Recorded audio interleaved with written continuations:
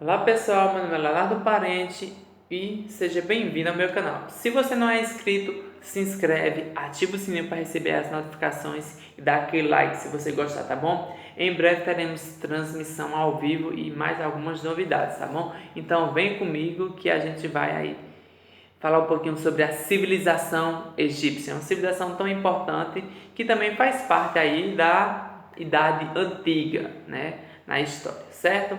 Bem, a civilização egípcia, ela vai florescer às margens do Rio Nilo, no extremo nordeste do continente africano. O interessante, aí para a gente pegar, porque é o seguinte, o Rio Nilo ele vai ser fundamental para que a civilização egípcia ela possa crescer e se desenvolver mais, porque toda civilização que ela se constitui às margens de um rio, a sua probabilidade de crescer, se ela tiver uma boa organização, é imensa. Então, assim, os egípcios, quando eles se constituem lá, eles chegam lá, aí eles vão começar a perceber que existe uma grande possibilidade deles crescerem, certo? Bem, durante certos meses do ano, né, as chuvas eram muito abundantes. Isso aí fazia com que transbordassem as águas do rio Nilo. Só que isso aí era fundamental. Por quê? Porque quando havia essas grandes cheias, tinha, né, humus, né, que é algo que vem da água, ele ajudava a fertilizar o rio e os egípcios, as terras. E os egípcios sabiam da importância disso. Então o que vai acontecer? Eles vão começar quando as águas baixarem, né, a plantar, ou seja, desenvolver a agricultura naquele período ali, ou seja, naquela faixa de terra que existe. Então é o seguinte, lá o Rio Nilo ele era assim, um período era de muita chuva, aproximadamente 6 meses com muita chuva, tanto é que transbordava as águas, e 6 meses era de seca, ou seja, sem chuva nenhuma. Então, o que era que os egípcios precisavam ter a noção ou ter o entendimento que eles precisavam, né, desenvolver a agricultura próxima ao rio, não poderia ser nas margens por causa do período de chuva que vai inundar tudo e eles perderiam as plantações, mas eles precisam plantar também numa distância que seja segura e que tenha como levar a água até lá, certo? Só que com isso, né, já no período neolítico, o que é que eles vão criar? Eles vão criar grandes obras hidráulicas, como a construção de diques e canais para o cultivo agrícola. Ou seja, eles precisavam arrumar meios de levar água do rio até as plantações, que lógico, era uma distância próxima, né? Que não podia ser uma distância muito longa, porque poderia não acabar levando até lá. Então o que eles vão fazer? Vão construir pequenos canais, certo? Tubulações para levar a água do rio até as terras que estavam sendo cultivadas, a agricultura, tá certo? Bem, por volta do ano 3.500 anos antes de Cristo, no Egito existia dois reinos. Ao sul era o chamado Alto Egito e ao norte era chamado de Baixo Egito, certo? Eram tribos que elas eram rivais, porque cada um tinha sua própria sociedade, sua própria cultura, sua própria religião, e eles eram povos politeístas, tá certo?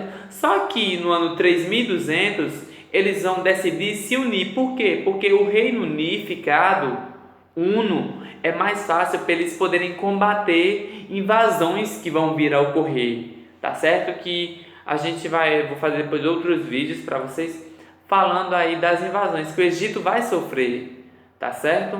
Que vai ser de romanos, de gregos, tá bom? De macedônicos. Por quê? Porque o Egito é riquíssimo em sua história. Então vai ter tudo isso. Então, no ano 3200 anos antes de Cristo, eles vão se unificar e formar um único reino, tá certo? Chamado de Estado Egípcio. Bem, o primeiro faraó dos egípcios é chamado de Menes ou Narmer. Em alguns livros você vai encontrar Menes, que é o mais fácil da gente poder falar, tá certo? A antiga capital dos egípcios era Tinis e depois para fazer uma alusão ao faraó Menes, é chamado de Mênfis, tá certo? Mênfis, para poder atribuir, no caso, a Menes, faraó, tá bom? Bem, a gente agora vai falar um pouquinho sobre a economia, certo? Como era a economia dos povos egípcios, certo? Bem, o trabalho ocorria no regime de servidão coletiva. Vamos diferenciar servidão e escravidão, não é a mesma coisa, tá? Servidão é você servir e escravo é você ser obrigado a servir. Nessa servidão coletiva, todos precisavam ajudar para poder desenvolver a agricultura e também a questão das cidades, também a construção de barragens, as pirâmides, tá bom? Diques. Então, assim, o trabalho ele era em regime de servidão coletiva que servia justamente para a construção de templos, palácios, barragens, eventos funerários, entre outros meios que vai, no caso, permitir o desenvolvimento, tá bom? Então, todos contribuíam para ajudar. Existia escravo, existia, mas o maior tipo de trabalho era em servidão. As pessoas eram convocadas a trabalhar aí, certo?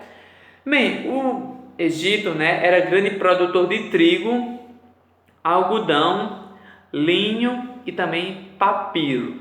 É interessante você ver essa questão aí do papiro.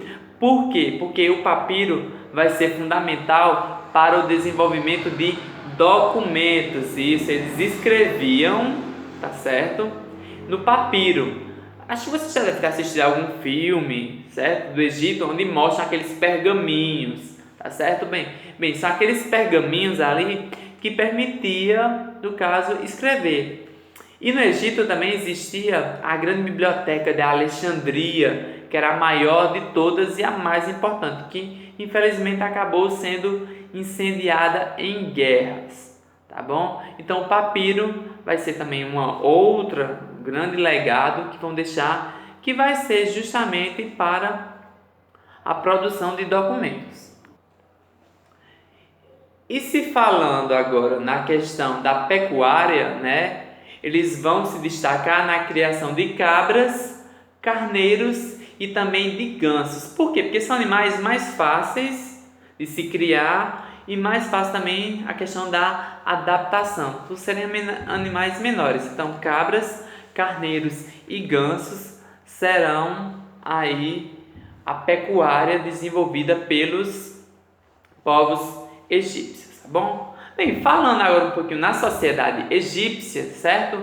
No topo estava o faraó, o detentor de todos os poderes e terras, e era considerado um deus vivo, ou seja, tinha que ser obedecido sim por todas as pessoas, e ele estava sempre ali em cima, comandando tudo e comandando a todos, tá certo? Então, no topo dessa pirâmide estava justamente o grande faraó.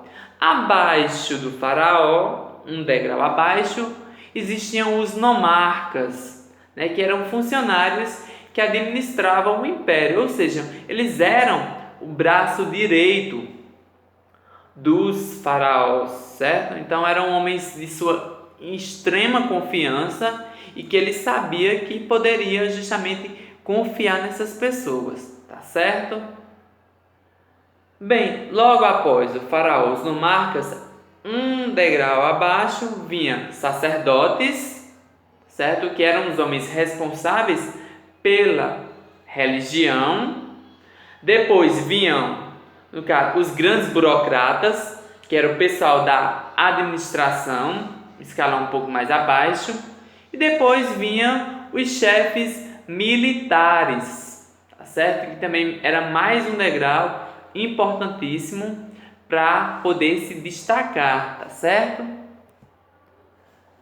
Na sequência, após os chefes militares, vinham os comerciantes, também outro papel importante também e de extrema, fundamental. Na base da sociedade, já embaixo, tá certo? Vinha a massa de camponeses, certo? Vinha os artesãos e lá no final de tudo vinham os escravos, que eram os homens, né, capturados, e mulheres nas guerras. Ou seja, uma tribo que vencesse um conflito, no caso, colocava a outra como escrava, tá bom? Então, só agora fazendo assim um breve resumo para você entender um pouquinho, tá bom? No topo dessa pirâmide vinha o faraó, abaixo vinham nobres e sacerdotes, depois vinham os soldados, escribas, comerciantes, artesãos, camponeses e escravos. Tá certo? Então, lembrando, faraó, veja só como é uma sociedade bem complexa e muito bem organizada, certo? Ó, bem, o faraó, nobres e sacerdotes, um degrau abaixo. No terceiro degrau, soldados. No quarto degrau, escribas. Quinto degrau, comerciantes. Sexto degrau, artesãos. Sétimo degrau, camponeses. E no oitavo e último degrau vinham os escravos. Era essa a sociedade egípcia, muito bem organizada, todos sabendo seu papel, sua função, e talvez tenha sido isso justamente que ajudou os egípcios a se tornar uma civilização tão grande quanto foi, certo? Bem, então pessoal, o vídeo de hoje vai terminando por aqui, tá bom? Mas na próximo vídeo aí que eu vou fazer, a gente vai discutir a questão da religião, a questão cultural egípcia. A gente vai ver um pouquinho sobre Cleópatra, certo? Que vai ser um dos grandes nomes. A gente vai ver também a questão da escrita e também os períodos da história egípcia, tá certo? Então, pessoal, o nosso vídeo vai ficando por aqui. Mais uma vez, se inscreve no meu canal, tá bom? Ativa o sininho para receber as notificações, dá aquele like se você gostar e comenta no vídeo, tá bom? Porque em breve nós teremos novidade. Eu vou ficando por aqui e muito obrigado a todos e até a próxima aula. Tchau!